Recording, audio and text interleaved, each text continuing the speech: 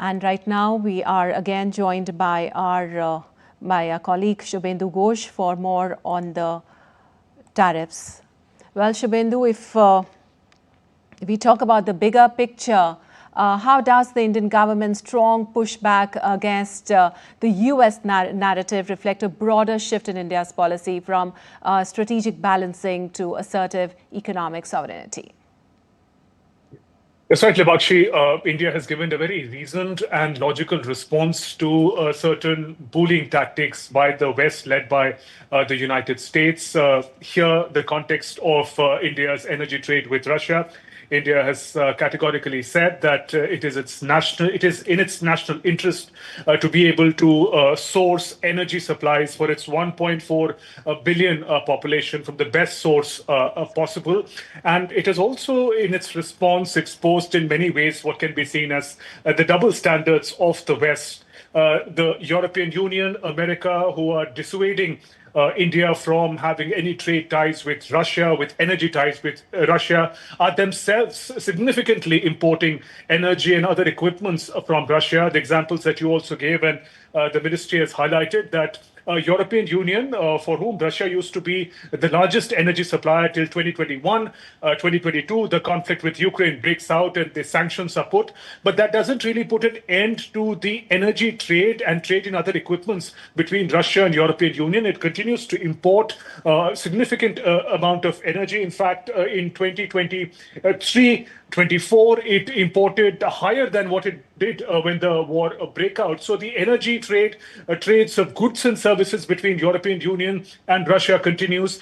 America continues to import significant nuclear material and equipments for its nuclear industry. But the West wants India to end its energy and economic ties with Russia. These are double standards.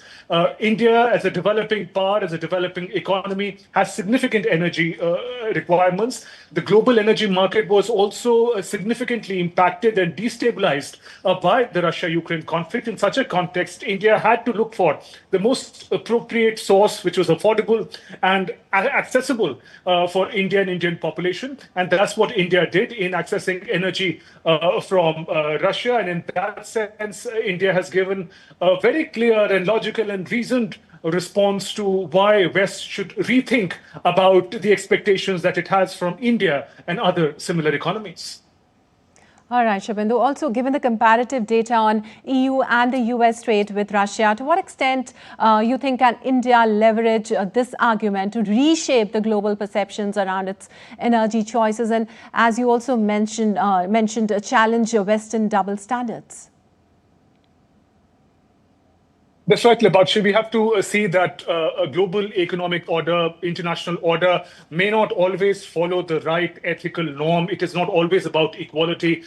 Powerful countries do try to arm twist countries that are developing, countries that are relatively smaller economy. These are realities of global exchange. However, India has made its position very, very clear. It is not as if it is not playing by the rules. In fact, it is following the same rules and standards that are, in fact, earlier that was glorified by the West. America, in the beginning of the conflict, had in fact appreciated India's engagement with Russia, given that it helped stabilize the energy market. And now that the Trump administration has a different worldview, it for itself has also been changing its stance as far as the Russia-Ukraine conflict is concerned. It is the West, the European Union, NATO, America that needs to look in their own backyard as to the reasons why this Russia-Ukraine conflict has prolonged, and instead of that, not locate the problem and the solution in a third country like India. And therefore, India has given a very, very clear response to the manner in which it will prioritize its own national interests. All and right. Yes, global bullying and economic arm twisting is a reality, but India for now is holding on strong on its position. All right, Shubhendhu, thank you so much for all those details.